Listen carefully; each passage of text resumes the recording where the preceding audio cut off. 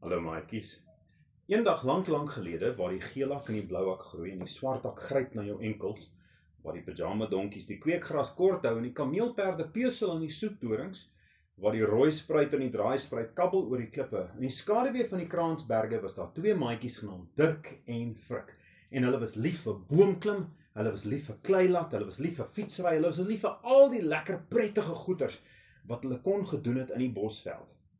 En eendag het hulle 'n besondere interessante dag gehad. Dit was die dag van die groot hindernisbaan resies. Die kompetisie in die hele Kransbergstreek tussen Kransberg Laerskool, waar ons maatjies gaan, en die groot skool op 'n mandelkop genaamd E.F. Grywenstein en die private skool van Paul Poggenpoel. Hierdie drie laerskole het met mekaar gekompeteer oor 'n hindernisbaan. En ek gaan julle 'n bietjie vertel van wat alles gebeur het in hierdie resies. En ons moet eers praat oor ons spanlede. So eerstens, ons het vir Dirk Karelse, omdat hy sterk is en hy's vinnig, het hulle vir hom gekies. En hulle het vir Frik van Heerden ook gekies, want hy is die vinnigste van hulle almal. Hy's geweldig rats en hy's ook iemand wat die hele tyd kan kalm bly. In alles is hy, verstaan het hy net wat om te doen. Dan was daar ook Rachel en Rebecca Kriegler, die tweeling met hulle lang blonde vlegsels. En deel van die rede hoekom hulle daar was, is dat hulle was fisies was hulle baie sterk, want hulle die hele tyd met perde gewerk, maar hulle was ook besig om vir mekaar op te ry. Hulle het met mekaar gekompeteer. So as die een daar is, dan wil die ander een vinniger gaan en hulle so aangespoor om nog beter en beter te kan doen. Dan was daar ook Jolanda Minnie. En dit is maar haar van, maar sy is ook 'n bietjie van 'n mini, sy is bietjie klein, maar sy het net sulke enorme kuite, sterk, baie sterk gebou. Sy was 'n gimnas gewees. So, sy is die tipe persoon wat sommer so van 'n stilstaande posisie 'n bollemekiesie kan slaan, net in die lug. Sy is verstommend sterk. Die veerkragtigheid in haar bene is ongelooflik. So dis Jolanda wat saam is.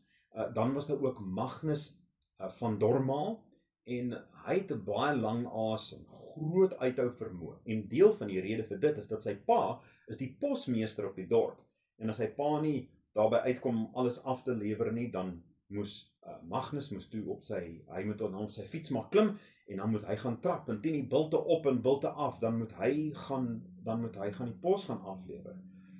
En die laaste een was Flip Skutte, en Flip was hy was die kortste en ook die sterkste van hulle almal. Hy's kort en baie geset gebou. En die rede hoekom hy saamgekom het is want hy is so geweldig sterk. En deel van die rede hoekom hy so sterk is, hierdie einste Flip Skutte, is want hy help sy ouer broer Mike, wat in die koöperasie werk om hy laai die kunsmis en goed soos dit in die sakke voer, dis al die groot swaar goeders, skuif Mike. So, daar het julle dit.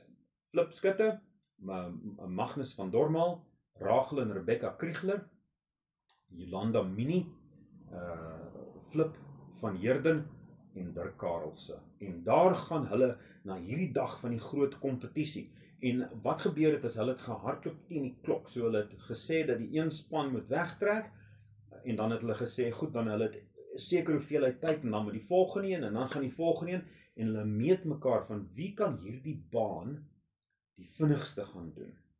Wie kan dit die vinnigste gaan doen? En dit het so gebeur, dat die eerste groep wat weggespring het, was E.F. Grywenstein. En die eerste hindernis waarby hulle gekom het, was die groot tou. En nou wat gebeur het met hierdie? En dit gaan miskien moeilik wees om vir julle te bedui, maar julle is almal baie slim maatjies, so ek sal seker wees julle sal verstaan, dat dit is 'n dik tou, wat gespan was tussen twee bome. En dan wat jy moes gedoen het, is jy moes van die een boom gekom het tot by die ander een, maar hierdie is baie hoog in die lug. Baie hoog, dis omtrent so hoog soos die dak van 'n huis. Ok, so, dis 3 meter en 'n bietjie. So, die maatjies het opgeklauterd in die kant van die boom, en dan moet hulle, oor die tou, moet hulle kom tot by die ander kant.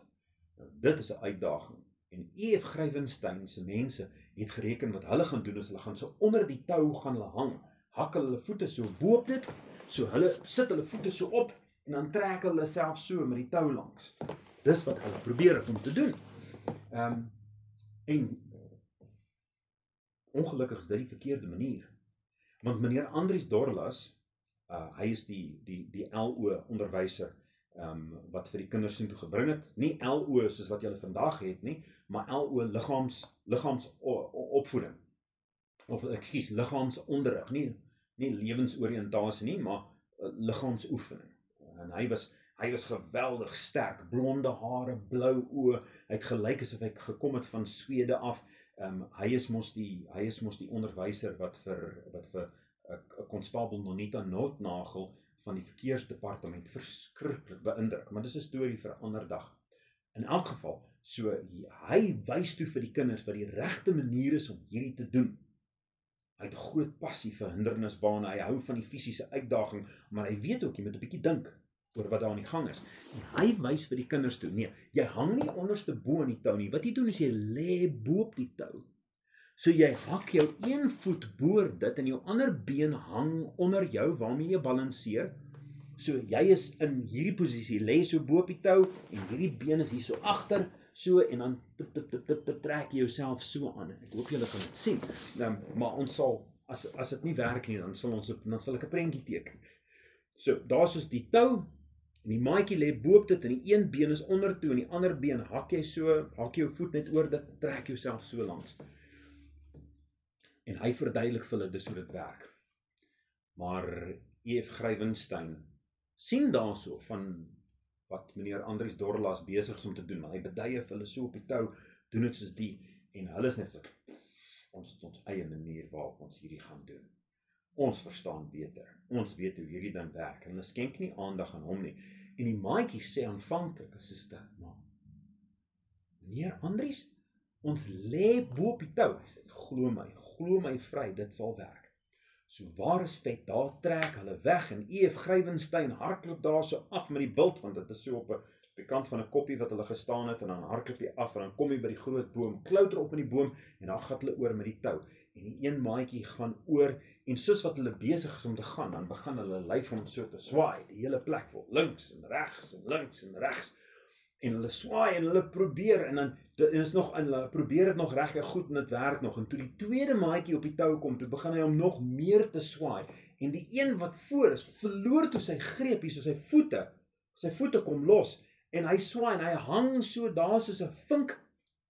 Wel, as dit net soos 'n vink was, dan sou hy miskien nog daar bo gebly het, maar hy hang maar net soos wat 'n mens kan aan hierdie tou soos wat dit swaai en hy kan nie sy lyf is nie sterk genoeg om homself op te trek en sy voete weer te hak bo op hierdie ding nie.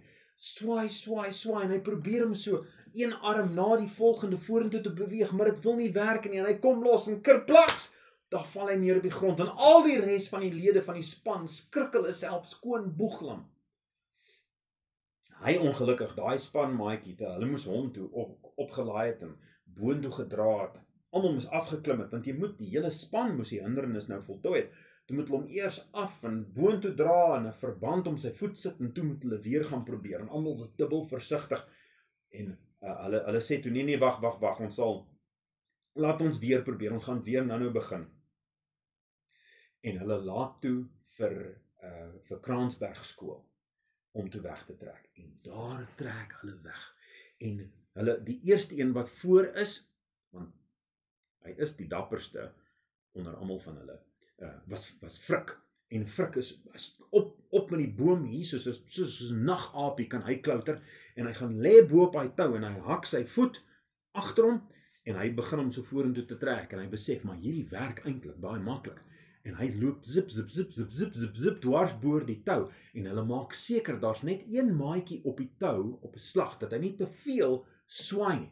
So waar is vet, daar is Kransberg, almal oor, zik, en hulle voltooi daai hindernis in rekordtyd. Les van die verhaal, maatjies, die les van hierdie verhaal. Soms is daar mense wat ervaring het, as jy gekonfronteer word met 'n ding, en jy weet nie hoe om dit aan te pak nie, jy het nog nooit ietsie gedoen soos hier nie. Net nou is daar iemand wat 'n bietjie ouer is, miskien 'n bietjie meer ervare is, miskien weet hulle. Dan is dit 'n goeie raad vir ons om te luister na wat hulle sê. En as ons dit doen, werk alles beter. Kom ons bid gou saam. Liewe Here, dankie dat ons in hierdie lewe die voorreg het van mense wat ervaring het. Mense wat weet wat om te doen, want hulle was al voorheen daar. Help asseblief, liewe Here, dat ons sal luister na goeie raad. In Jesus naam, asseblief. Amen. Seënwense maatjies, alles wat mooi is. Skakel volgende keer in vir die res van die verhaal van wat het gebeur met die res van die hindernisbaan.